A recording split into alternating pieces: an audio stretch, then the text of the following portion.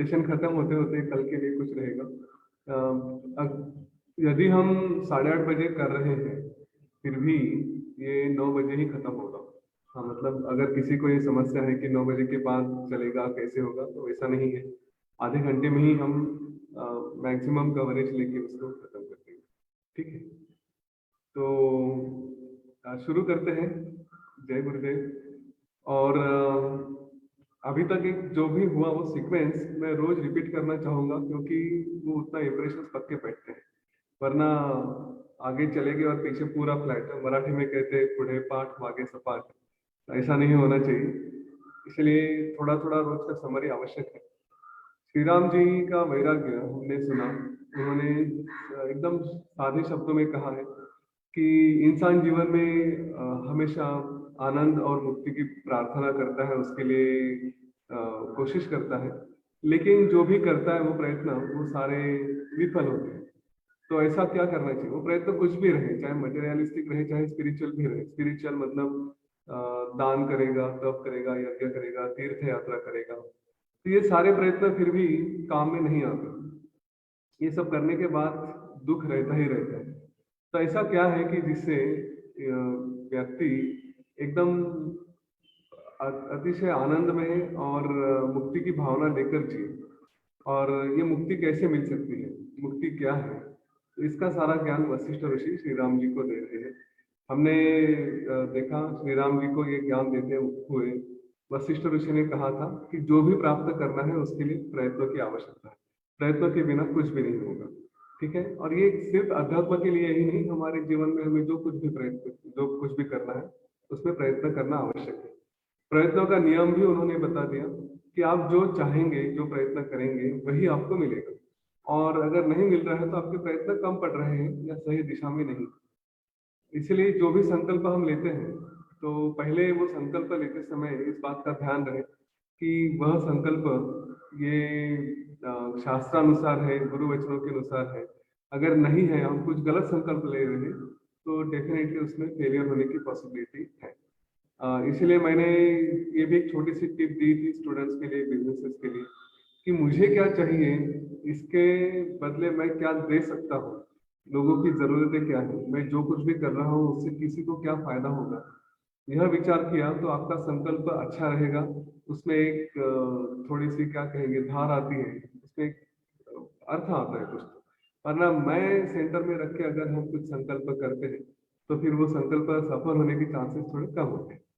तो यह बात ध्यान में रखते हुए शास्त्र के अनुसार अगर संकल्प करते हैं और उसके अनुसार प्रयत्न करने लगे, तो यश की प्राप्ति होनी ही होनी है। वशिष्ठ ऋषि ने अध्यात्म के लिए ये आवश्यक कहा है और सबके लिए फिर भी एप्लीकेबल है कि ज्ञान में रहो। अज्ञान में रहना ये बहुत बड़ा पाप है।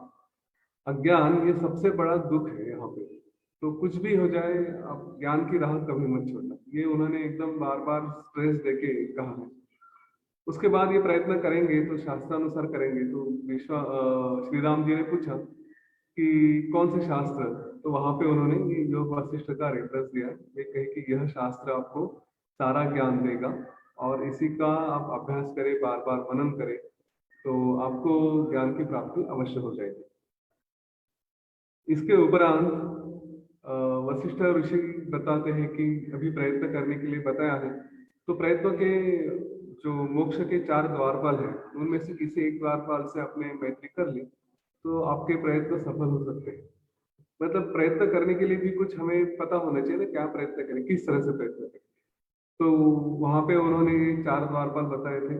पहला द्वारपाल था शम, जिसका हम सेल्फ कंट्रोल कहेंगे, अपने आप पे नियंत्रण होना चाहिए, अपने आप में शांत होना चाहिए। दूसरा है संतोष, कंटेंटमेंट कहते हैं, समाधान कहते हैं। जीवन में जो भी है उसमें तृप्त रहना चाहिए। उसका अर्थ ये नहीं कि प्रयत्न नहीं करने चाहिए, हमें प्रयत्न करना आवश्यक है, लेकिन मेरे पास ये नहीं है वो नहीं है ऐसे रोते रोते नहीं करना चाहिए। जो भी है उसमें तृप्त रहे, अपने मन में भावना रहे तृप्ति की सब कुछ है, और उसके ऊपर फिर आगे के प्रयत्न करने चाहिए। तीसरा है विचार। विचार कौन सा, कि मैं कौन हूँ, ये सब जो देख रहा हूँ कितना सत्य है। हाँ, इस तरह का विचार, ये जिसको हम सबसे श्रेष्ठ ज्ञान कहते हैं, वो है। और चौथा सबसे आसान है, साधु संगति, सत्संग, कंपनी ऑफ होली वंस। ठीक है। ये जिसके साथ रहेगा वो साधु संग अपने आप, उसका नेचर ही ऐसा है कि वो हमारे जीवन में बाकी सारी बातें लेकर आ सकता है। तो तीन बातें तो मन की है, सेल्फ कंट्रोल रहेगा, संतोष रहेगा या फिर विचार रहेगा। लेकिन चौथा साधु संग ऐसा है, वो बाहर से है, वो हमारे जीवन में सब कुछ बदल लेकर आ सकता है। और उसके लिए हमें कोई ऐसा चाहिए कि जिसके ऊपर हम श्रद्धा रख सके। एक बहुत करीबी मित्र, रिश्तेदार कोई हो कि जिसमें थोड़ी सी जीवन की डोर सौंप दे, वो कहे जैसा कहे वैसा सुने।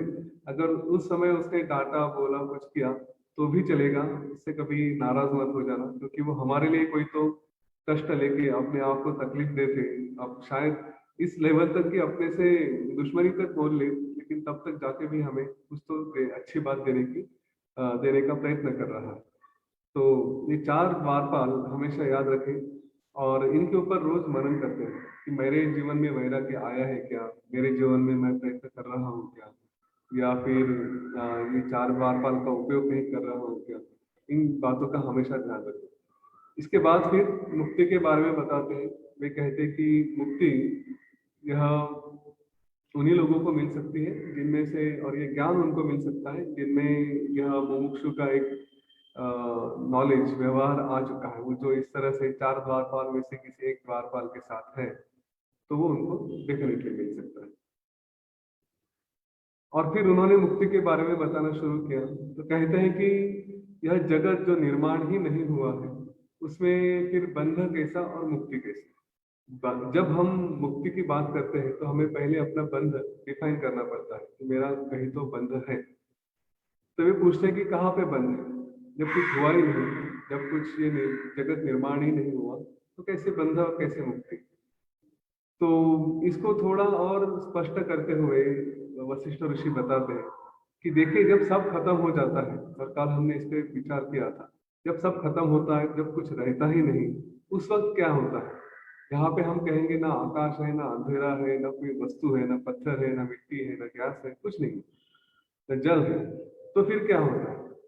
तो उस समय उसको वहां पे कहा गया कि वो जो है वो पर ब्रह्म है, और वो पर ब्रह्म ही अपने आप से अलग होके, अपने आप से एक थोड़ा सा मैं कौन हूँ इसका विचार करके या खुद को अलग समझ के एक तरह से भ्रम में हो जाता है। और उस भ्रम से फिर उसमें एक इच्छा होती है, और वो चेतना का सब पहला प्रश्न ये भी आएगा कि इच्छा क्यों होती है, क्योंकि परब्रह्म का स्वरूप ही ऐसा है कि वहां पे चेतना होती है। और उस चेतना से मैं कुछ अलग हूँ अपने आप से यह समझ के, और फिर आगे जाके कुछ करने की इच्छा होने की वजह से उसको एक शब्द आया है ईक्षा। कभी अगर हमारे अध्यात्म की जब हम कोई पढ़ाई करेंगे तो उसमें ये शब्द आता है ईक्षा। तो वो भावना करके फिर अपने आप में यह सब सृष्टि निर्माण करना शुरू करता है। तो उसके बारे में आज हम सब डिटेल में जाएंगे कि यह सब कैसे होता है, और इसके लिए एक छोटी सी कहानी। तो कल हमने जैसे देखा था कि ये सब क्रिएशन होता है, ये सब हमारे मन का ही क्रिएशन है, संकल्प विकल्प जो कुछ भी है वो सारा मन ही करता है। आगे जाके मन का स्वरूप कैसे है उसके बारे में भी वशिष्ठ ऋषि ने काफी डिटेल में बताया है। और यह जब हम मन का स्वरूप समझेंगे तब अ, मेरे मेरे विचार से मन नाम की कोई वस्तु नहीं है, यह हमें साक्षात्कार हो जाएगा।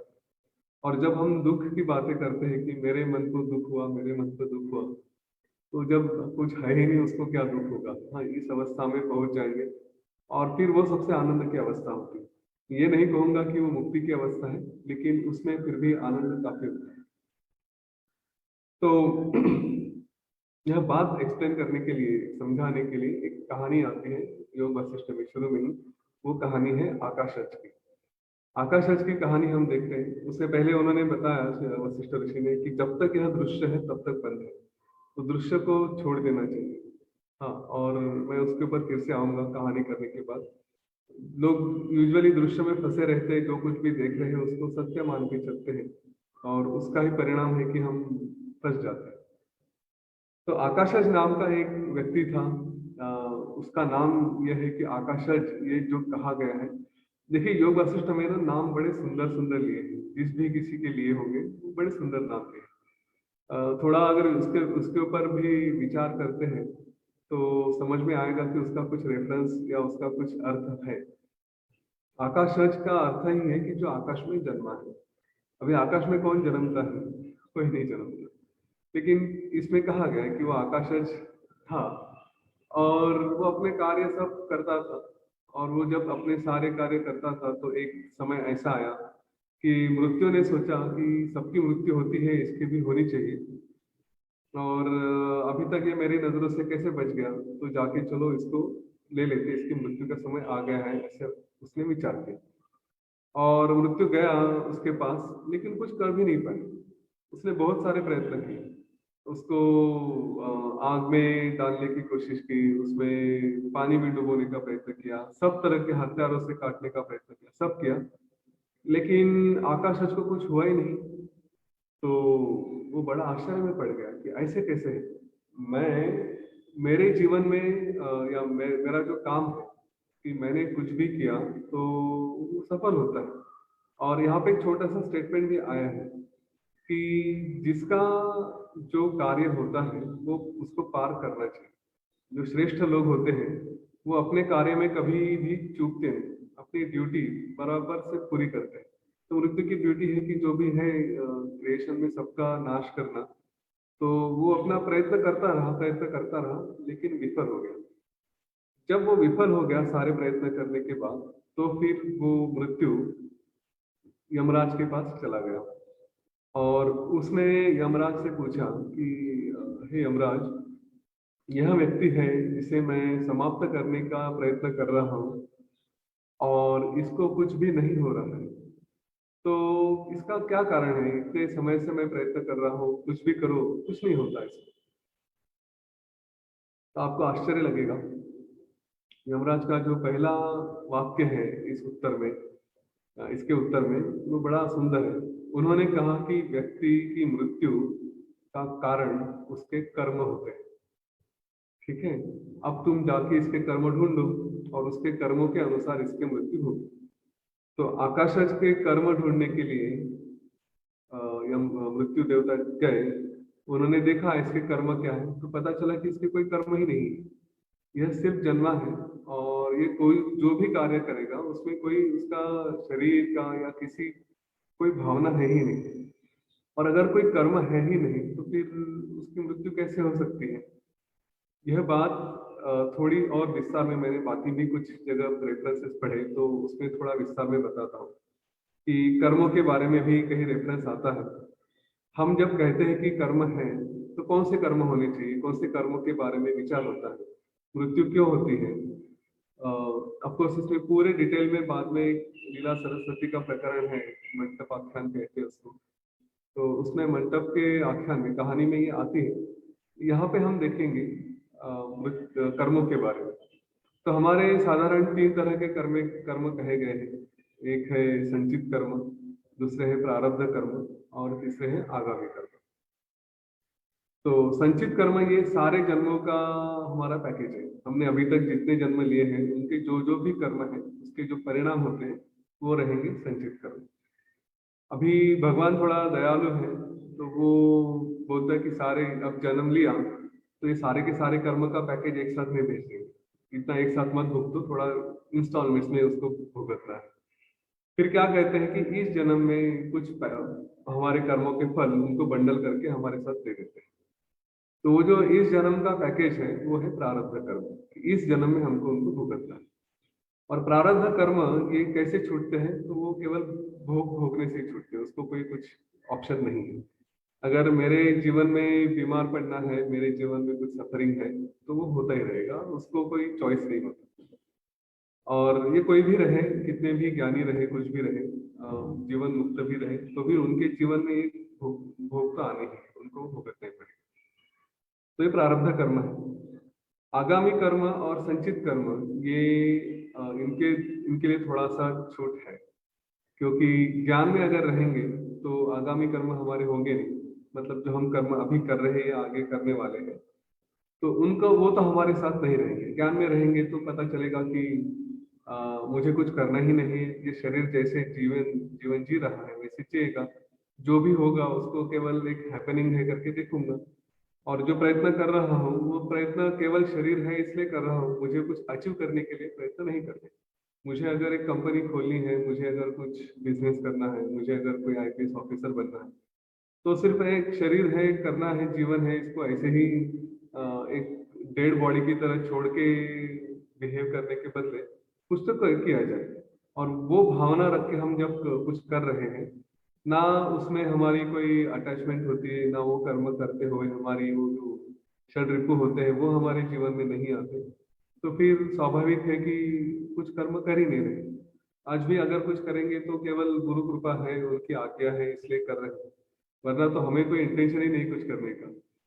तुम ईश्वर का बड़ा सा स्माइल सब बता देते हैं। यह बात समझ ले कि जब हम कुछ कर रहे हैं उसमें कोई कर्म नहीं है, तो आज के कर्म और आगे के कर्म नहीं रहेंगे। और जब इस बात का ज्ञान भी हो जाएगा कि मैं कौन हूँ और मेरे जो क्या कहूंगा, मेरे अस्तित्व का कारण क्या है, कभी मैंने कुछ सपना देखा था या सपने के कारण हो या अपने ही मन का खेल है, यह भी जब समझ में आता है तो उस ज्ञान की प्राप्ति होने के बाद सीधा मुक्ति का मार्ग मिल जाता है। फिर वहां पे संचित कर्म भी वो आते रहे। क्योंकि हमने ये जीवन लिया है, इसलिए इस जीवन के प्रारब्ध कर्म हमको भुगतने पड़ेंगे। तो वो कैसे भुगते हैं? जब ज्ञान में आ जाते हैं तो समझ लें कि हाँ, जो भी हो रहा है वो कर्मों का परिणाम है। ये पैकेज दिया है तो ये पैकेज तो हमको एंजॉय करना पड़ेगा, चाहे उसमें सुख रहे चाहे दुख रहे, दोनों भी जो रहेंगे उसको एंजॉय ही करेंगे। चॉइस हमारे पास होता है। देखिए, जब भी तकलीफ होती है, जब भी कोई असुविधा होती है जीवन में, जो भी समस्याएं आती है, तो वहां पे हमारे पास दो चॉइसेस है। एक तो कंप्लेन करें, फिर कंप्लेन करते करते गुस्सा करें, मतलब उसको निगेटिवली अगर लेते हैं तो गुस्सा करेंगे, फिर किसी के बारे में हम अपने मन में असूया रखेंगे, हाँ कुछ करेंगे, कुछ जो नहीं चाहिए प्लान करेंगे, किसी को दुख देने का प्रयत्न करेंगे या उससे छूटने के लिए गलत मार्गों का उपयोग करेंगे। यह एक ऑप्शन होता है हमारे पास। और दूसरा होता है कि एक केवल तटस्थ भाव से देखें कि जो कुछ भी हो रहा है बस हो रहा है, और उसमें हम कुछ कर नहीं सकते। और ये हमारे कर्म है, इसको भुगतना पड़ेगा। शरीर में कोई व्याधि होती है तो अवश्य मंत्रों का और उपचारों का, औषधियों का प्रयोग करें। उसमें आपको ध्यान करना है, योग साधना करनी है, वो जरूर करें क्योंकि आपका कर्तव्य है। इस ये नहीं करते रहना है कि अरे ये आ गया तो आ गया, except the people and situation, ऐसा नहीं है। हमारा प्रयत्न करना आवश्यक है, पर उसके बाद भी जो परिणाम होते हैं उसको वैसे के वैसे स्वीकारें, बिना कंप्लेन के। जब हम यह कर सकते हैं विदाउट कंप्लेन, जब हमें वो शक्ति आ जाती है कि जो भी आया वो गुरु प्रसाद आया है, मैं अपनी तरफ से प्रयत्न करूंगा, लेकिन ये मेरे जीवन में प्रसाद आया है, उसको ऐसे ही भक्षण कर लूंगा, तो स्वाभाविक है कि हम उसको आसानी से पार कर सकते हैं। हम नए कर्म उसमें जनरेट नहीं करते। अगर कंप्लेन की, अगर रोते रहे, दुख उसमें हमने महसूस किया, तो है कि हम नए कर्म फिर से जनरेट कर रहे हैं, जो हम आगामी कर्म करेंगे उनको भुगतने के लिए फिर से आना पड़ेगा। तो ज्ञान में रहें और ये प्रारब्ध कर्म भुगत के छूट जाए तो नेचुरली फिर कोई कर्म नहीं रहते, और जब कोई कर्म नहीं रहते तो फिर मृत्यु का कारण भी नहीं होता। फिर जो नेचुरल है, शरीर जिस तरह से जाना है वो जाएगा। हम अपने कर्मों से अपने मृत्यु को करीब बुला देते हैं। योग वशिष्ठ में ये भी कहा है कि इंसान की आयु, ये जैसे सतयुग था उसमें 400 साल थी, त्रेता युग में 300 साल थी, द्वापर युग में 200 साल थी, कलयुग में 100 साल है। लेकिन कलयुग में भी 100 साल की उम्र आयु होने के बाद भी हम अपने कर्मों से उसको कम कर देते हैं। अगर हम सही मार्ग पे चले और ज्ञान की राह पे चले, बाद में देखेंगे इसका फायदा क्या क्या होता है। तो शरीर के ऊपर बहुत सुंदर परिणाम होता है, और बिना किसी रोग के हम 100 वर्ष की आयु तक आसानी से जीवन जी सकते हैं। तो ये बड़ी बात है। ठीक है, तो इस बात का ध्यान रहे। किसी एक महापुरुष को एक सभा में पूछा गया था कि भगवान, मतलब कहा गया था उनके बारे में कि भगवान इनको लंबी आयु दे, 100 वर्ष की आयु दे। तो उन्होंने कहा था कि अपने उत्तर में कि हाँ, मैं तो 100 वर्ष तक रहूंगा, मुझे पता नहीं आप मुझे उस वक्त देख पाएंगे कि नहीं करके। क्योंकि दोनों की जीवन शैली अलग थी। 100 वर्ष की आयु जीने वाले जो थे वो एक्चुअली 102 वर्ष तक जिए थे। तो उनका जीवन अलग था। तो हमें वो देखना है कि हम अपना जीवन किस तरह से जी रहे हैं छोटी छोटी बातों में। और इसीलिए ना श्री राम जी का वैराग्य बहुत आवश्यक है। देखिए कि हम सचमुच वैराग्य में हैं, क्योंकि वो सबसे पहला स्टेप है, पहली क्या कहेंगे उसको, पहली नींव है कि जिसके जीवन में वैराग्य है वो गलतियां नहीं करेगा, और जो गलतियां नहीं करेगा उसकी आयु अपने आप बढ़ जाएगी। प्रारब्ध से कुछ है तो बात अलग है, वरना वो तो अपने आप बढ़ जाता है। ठीक है। तो ये आकाश के बारे में जब ये अ, यमदूत को बताया गया, उसने जब जब देखा तो उसको समझ में आ गया कि अरे इसका तो कुछ ये पैदा ही नहीं हुआ, ये तो बस ऐसे ही है। तो जब आकाश में जन्मा है तो इसके कर्म भी नहीं है, कुछ नहीं है। तो मृत्यु ने उसका पीछा छोड़ दिया, उसके पीछे नहीं लगा। श्री राम जी ने पूछा वहां पे कि ये आपने आकाश के बारे में जो बताया वो मेरे हिसाब से, मेरे विचार से वो तो भगवान ब्रह्मदेव है, क्या ये सही है? तो वहां पे वशिष्ठ ऋषि कहते कि आपने योग्य तरह से समझा है इसको कि ये ब्रह्मदेव ही है, और उनके अपने आप के कोई कर्म नहीं होते, स्वयं के कोई कर्म नहीं होते।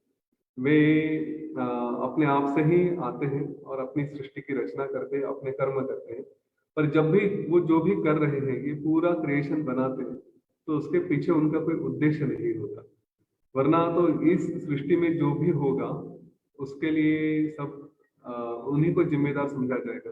अच्छा, प्रारब्ध कर्म में तीन तरह के कर्म भी कहे गए हैं, वो भी मैं एक बार बता देता, क्योंकि थोड़ा नॉलेज होना आवश्यक है हमारे स्क्रिप्चर्स के बारे में। तो प्रारब्ध कर्म में भी तीन तरह के कर्म कहे गए हैं।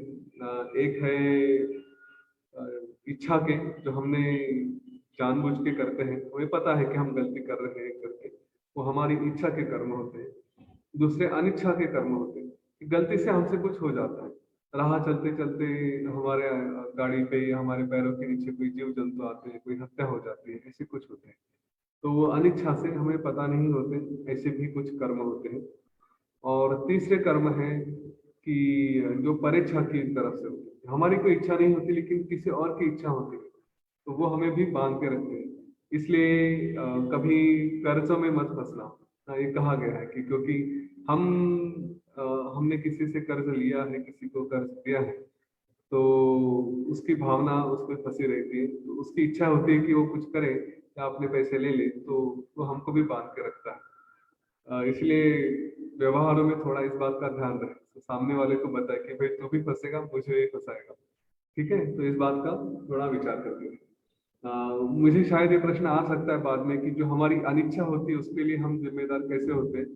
तो कहीं तो हमारा वर्तन होता है कि जो हमारी अनिच्छा से, हमारी सावधानी न होने की वजह से वो हो जाता है, और इसको फिर नियति भी कहते हैं। ज्ञान में रहेंगे तो फिर उसके ऊपर थोड़ा उपाय होता है। ऐसा नहीं कि ये सारे कर्मों के लिए कुछ उपाय नहीं होते, हमारे यहाँ शास्त्रों में कई उपचार, उसके उपाय दिए गए हैं, तो उससे हम स्वयं को बचा भी सकते हैं। इसलिए थोड़ा कर्म कांडों को भी करना आवश्यक होता है। वो कर्म काटने में थोड़ी मदद अवश्य करते हैं, सब कुछ नहीं होता उससे, कुछ है वो भुगतना है तो भुगतना है। तो यहाँ पे फिर ब्रह्मदेव के बारे में जब वशिष्ठ ऋषि बताते हैं कि उनका क्रिएशन हुआ, तो वहां पे अ, श्री राम जी पूछते हैं कि ऐसा है तो फिर उनकी भी कहानी बताइए कि वो कहाँ से आए, कैसे होता है। और इस बात पे ये पूरा क्रिएशन के बारे में वशिष्ठ ऋषि बताना शुरू करते हैं।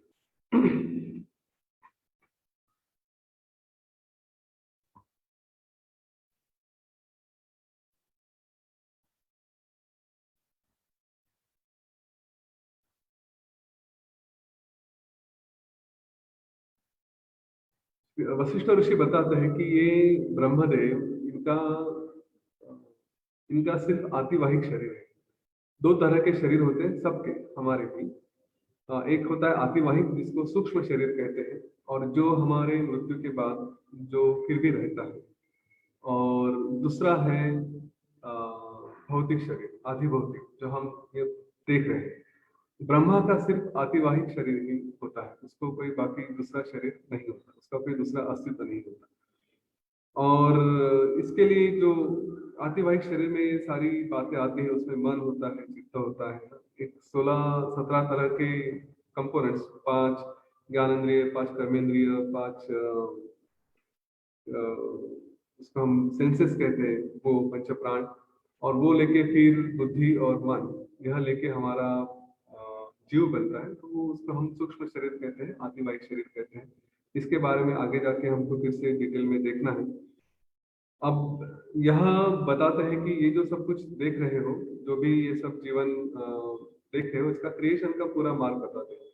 वे कहते हैं कि मन कैसे आया वो पहले देखते हैं, क्योंकि सब क्रिएशन हम बार बार कह रहे हैं मन का ही है, मन का ही है, तो मन कैसे आया? तो कहते हैं कि चलो पहले ये सब क्रिएशन के बारे में ही देखते हैं, और अभी आज वो थोड़ा फ्लो हम समझ लेंगे। अपने पास समय है आज इसको समझने के। कहते हैं कि ये जब सब कुछ नहीं होता, पर ब्रह्म शांत है, उसमें अपने आप में कुछ नहीं होता, कल मैंने इसके बारे में विस्तार से बताया भी था। उस समय वो ब्रह्म ही अपने आप से एक अलग होने की भावना लेकर, मैं कुछ तो अलग हूँ, और वो भावना लेकर एक भ्रम में पड़ जाता है। भ्रम में आने के बाद वहां से उसमें वो इच्छा होती कि मैं आगे कुछ करूं, तो वो ईक्षण भाव लेकर अपने आप से थोड़ा अलग हो जाता है। अलग होने के बाद कि मैं अपने आप से कुछ अलग हूँ, यह समझ के फिर एक चेतना होती है उसमें, कि इच्छा होती है, और वहां पे वो चित्त पिक्चर में आता है। चित्त मतलब जिसमें चेतना है वो चित्त। तो उससे लेकर, चेतना की भावना से लेकर आगे का क्रिएशन करने के लिए तैयार होना शुरू करता है। अब यहाँ पे कई सारी बातें होना शुरू होती है, एक के बाद एक के बाद एक, कई सारी बातें होनी शुरू होती है। पहले आता है, यह मन लेकर आया, तो उसको हम कहते हैं हिरण्यगर्भ, हाँ, या फिर ब्रह्मदेव कहेंगे। हिरण्यगर्भ या ब्रह्मा इस रूप से आने के बाद शुरू करने के लिए पहले तो उनमें यह होता है कि एक आगे जो मैं सृष्टि करने वाला हूँ उसके लिए जगह चाहिए, उसके लिए स्पेस चाहिए। तो उसके लिए सबसे पहला क्रिएशन होता है स्पेस का, जिसको कहते हैं आकाश। हाँ, आकाश का काम क्या है कि जो भी उसमें आएगा उसको जगह देने का काम है। अभी एक बात मैं बार बार इन लेयर्स पे बताते जाऊंगा कि यहाँ पे हुआ कुछ नहीं, ठीक है? ये केवल एक भ्रम था, अपने आप से अलग होकर सोचना शुरू किया। फिजिकली कुछ भी क्रिएट करना, क्रिएशन नहीं हुआ, क्योंकि क्रिएशन करने के लिए मटेरियल लगेगा। मटेरियल आएगा कहाँ से? यहाँ पे तो कुछ था ही नहीं ना, तब तो पूरा खाली ही है। तो वो भावना आती है कि मैं कुछ हूँ और फिर कुछ करना है, तो इसलिए आकाश होता है। अब आकाश के साथ अपने यहाँ पे जैसे पंच महाभूत कहे गए हैं कि आकाश है, उसके बाद अग्नि है, वायु है, और फिर जल है, और पृथ्वी है। ये पंच महाभूत है। इसके साथ साथ उनके एसोसिएटेड प्रॉपर्टीज भी कही गई। प्रॉपर्टीज मतलब क्या है कि शब्द है, और फिर उसके बाद रूप है, उसके बाद स्पंद है, मतलब वाइब्रेशंस है। इन पे भी आज चर्चा करते हैं।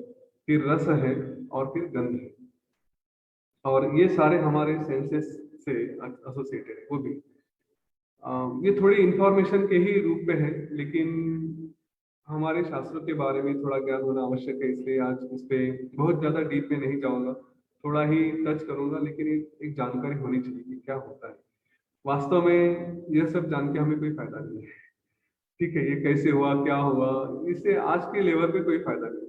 यहाँ से घर सेशन खत्म होने के बाद ब्रेकफास्ट करना है, या कुकिंग करना है, सब्जी लेकर आनी है, आटा लेकर आना है, ये सारे काम है। उसमें ये सारी बातें कोई काम की नहीं आएगी। इसमें तो हमें जीवन जीना है और अपने मन को शांत रखना, यही करना, ठीक है? तो ये नॉलेज आपके उस काम में नहीं आएगा, लेकिन फिर भी क्यूरियोसिटी है, योग वशिष्ठ में है, तो एक कर्तव्य समझता हूँ कि आपके पास पहुंचाया जाए, जैसे भी है वैसे आप समझ लीजिए।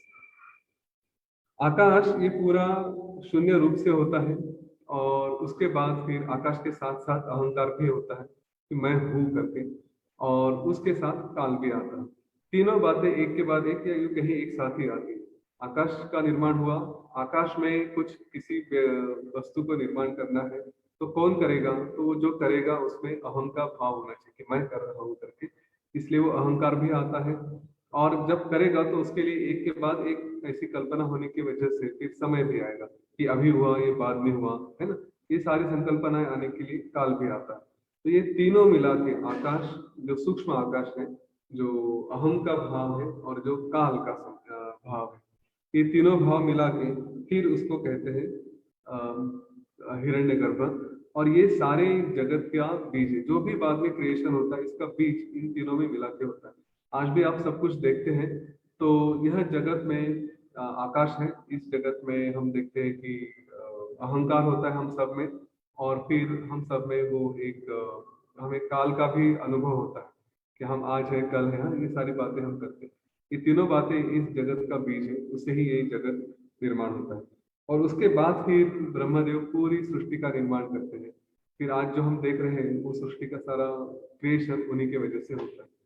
यहाँ पे हम तन मात्रों की भी बात करते हैं। आकाश के साथ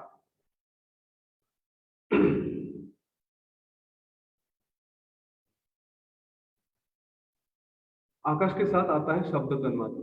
ये पहले कभी बताया था कि शब्द तन्मात्र मतलब जो भी एक्सप्रेस करना है। शब्द का अर्थ कई जगह साउंड ऐसा लिया गया है कि जो मुझे कुछ बोलना है तो वो आवाज होनी चाहिए, सुनाई देना चाहिए। कोई तो आवाज हो, एकदम मैं शब्द भी नहीं लिया लेकिन मुंह बंद करके भी कुछ एक्सप्रेस करने लगा तो भी आपको आवाज सुनाई देगी। तो ये जो आवाज है, साउंड, या फिर जो एक वे ऑफ एक्सप्रेशन है, मैं कुछ बताना चाहता हूँ तो कैसे बताया जा सकता है, तो उसके लिए शब्द होने आवश्यक है। देखिए, हाव भाव भी किए, जेस्चर्स भी किए, तो भी मन में वो समझने के लिए कुछ है। यह शब्द, ये समझने के लिए भी शब्द होना चाहिए कि अगर मैंने आपको सिर्फ ऐसे ऐसे किया तो वो भाव होने चाहिए कि हाँ ये हाय कर रहा है करके, राइट, या आपको कुछ हाथ दिखा रहा है। तो जो भी देख रहे हैं, जो भी कन्वे करने की कोशिश कर रहा है, उसके लिए भी शब्द होने चाहिए। क्या होने चाहिए? मन में जो भी रिफ्लेक्शन आता है वो शब्दों के माध्यम से आता है।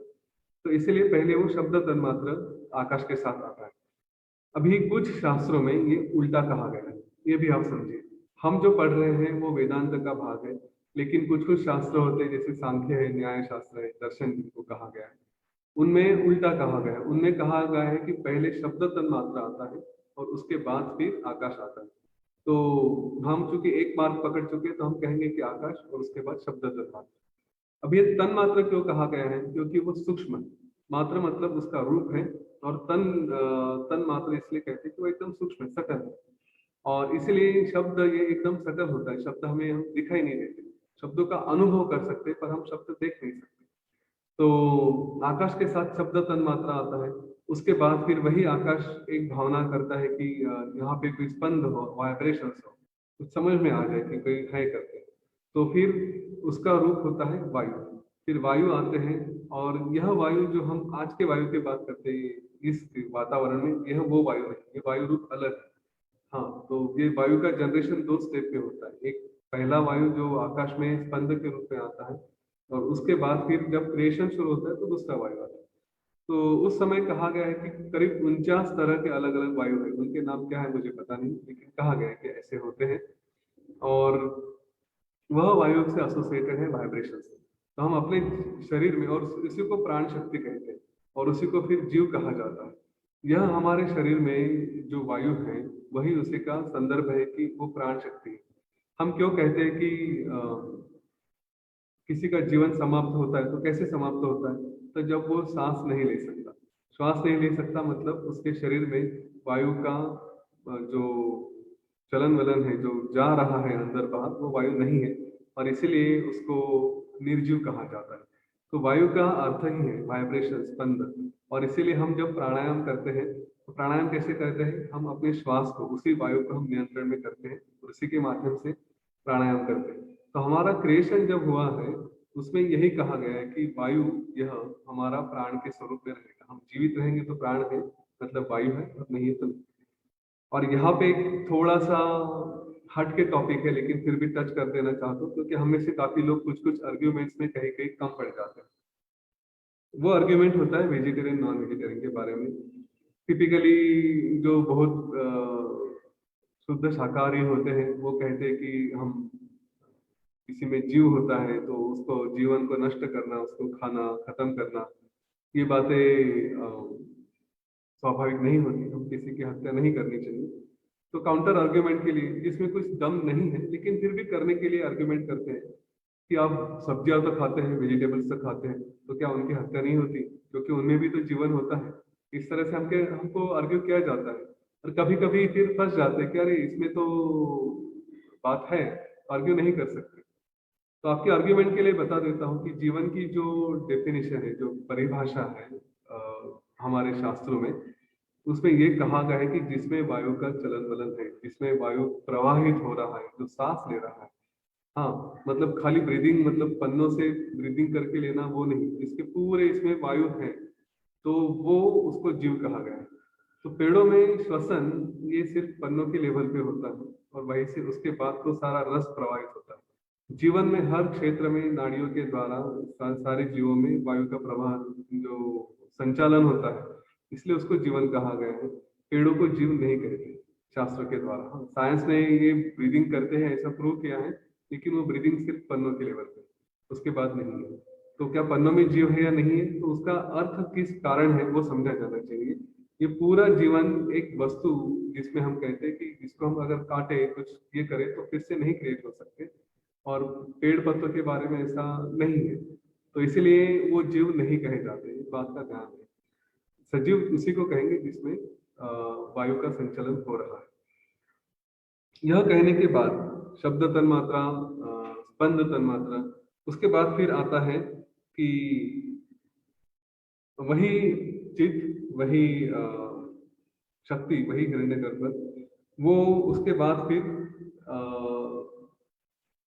तेज मतलब प्रकाश की उत्पत्ति करता है। जहां पे भी प्रकाश है, अगर हम देखते बिजली है, सितारों में प्रकाश है, सूर्य में प्रकाश है, वो प्रकाश जो तीसरा है वो है तेज का रूप, या फिर कहेंगे अग्नि का।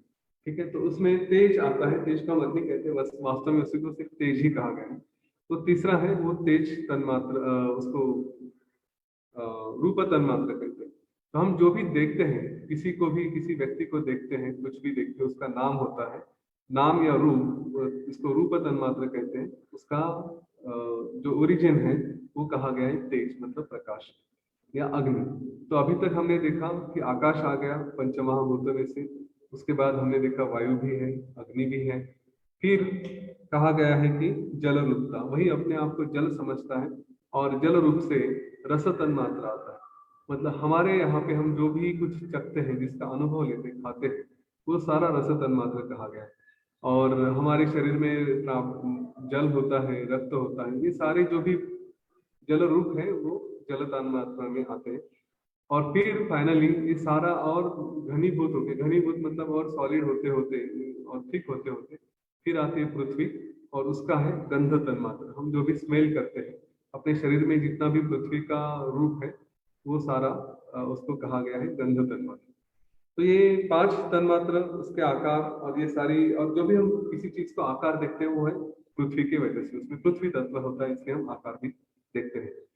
ठीक है, तो यह सब जो दृश्य जगत है, ये सारे दृश्य जगत का मूल है ये सारे तन्मात्रा, ये पंच महाभूत, और इनका भी मूल है क्या है, माया।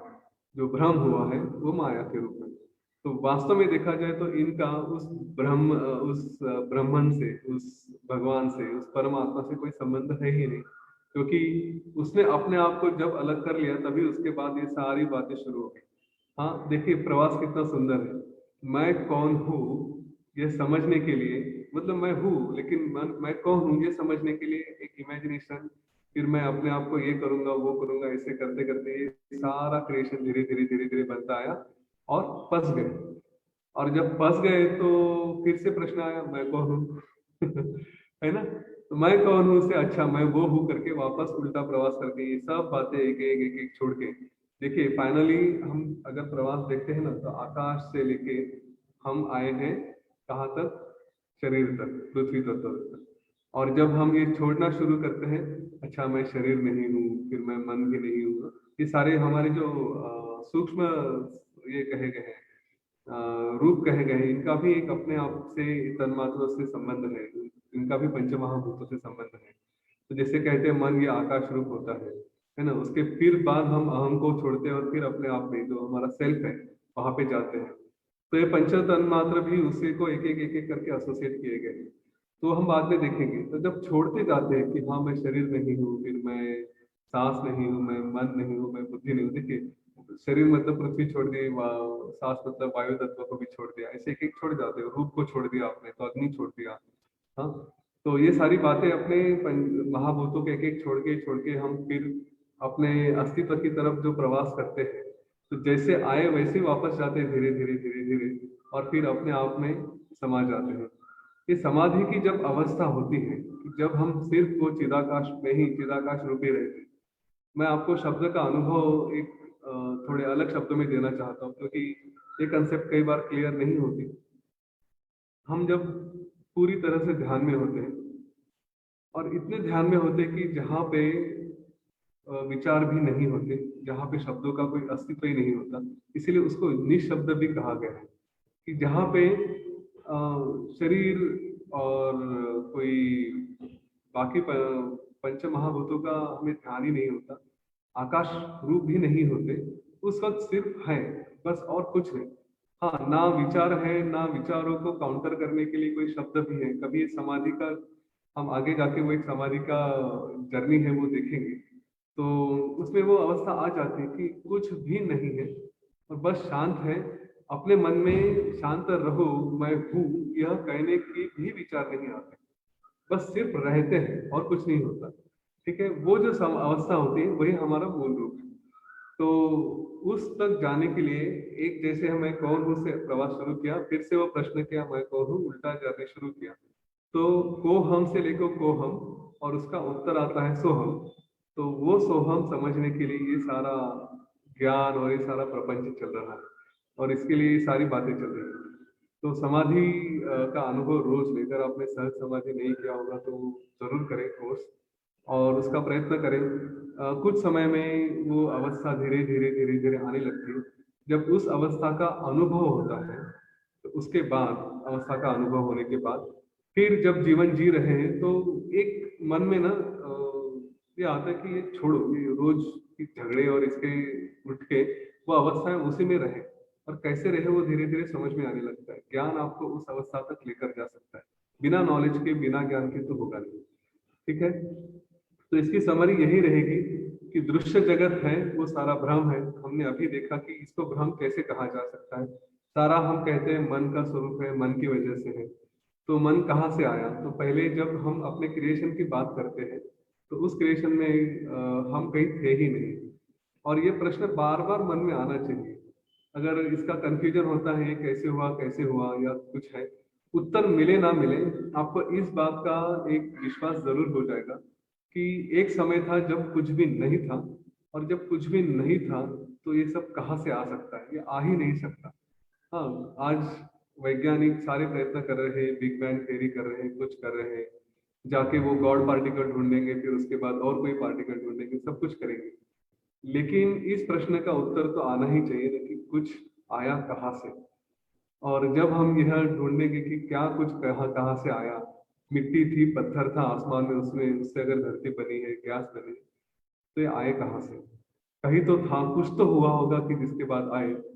तो फाइनली उत्तर यही मिल जाता है। और पूरे जितने भी दिन ये सेशन चलेंगे उसमें यह प्रश्न मैं आपसे बार बार रखूंगा कि इसके ऊपर विचार करें, और उसका उत्तर आएगा कि कुछ था नहीं, बस कहीं तो भ्रम हुआ है। जैसा हम सपना देखते हैं, हम जब सपने में घर देखते हैं, किसी व्यक्ति को देखते हैं, किसी घटना को देखते हैं, तो वो सारा मटेरियल कहाँ से लेकर आते हैं बताइए? सपने में हम कुछ देखते हैं तो कहाँ से लेकर आते हैं ना, घर बांधा है कि कुछ किया है तो कहाँ से लेकर आए? कुछ नहीं था, उसका सोर्स नहीं होता, बस मन में विचार आया और वो देख लिया।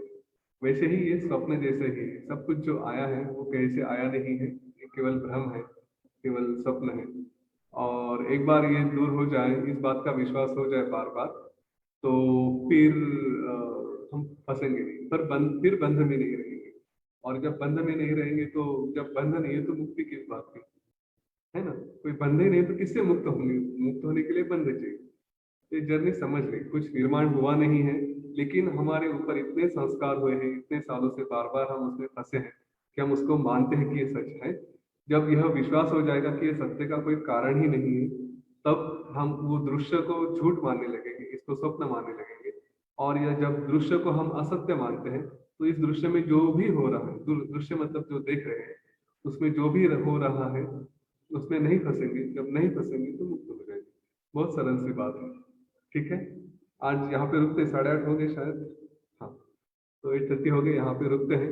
आपके लिए दो बातें आवश्यक। कल से सेशन 8:30 बजे होगा और आधे घंटे का ही रहेगा, 9 बजे तक ही रहेगा। इसलिए हमारा रोज का शेड्यूल डिस्टर्ब नहीं होगा, पहली बात।